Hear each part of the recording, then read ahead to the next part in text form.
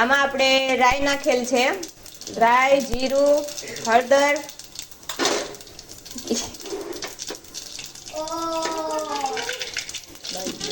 બાદીઓ. હવે નાખીશું આપણે બધી સબ્જી.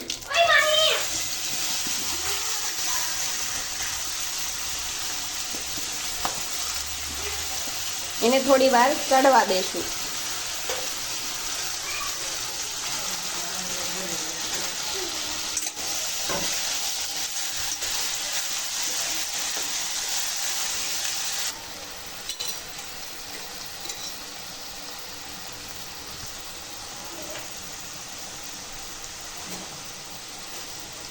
હવે થોડુંક લીંબુ એડ કરીશું આપણે, એટલે એનું ટેસ્ટ બહુ જ સરસ આવે છે. જેને ખાટું ભાવતું હોય એ લીંબુ વધારે નાખી શકે છે, બાકી એક લીંબુ નખાય. હવે નાખીશું સ્વાદ પ્રમાણે મીઠું અને હવે નાખીશું ખીચડી ભેળવેલી. જો અમે તો આવી રીતના ખીચડી બનાવીએ છીએ, વઘારેલી ખીચડી.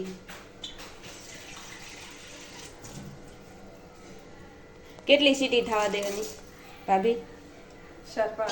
4 થી 5 સીટી વિસલ થવા દેવાની, પછી ખીચડી તૈયાર.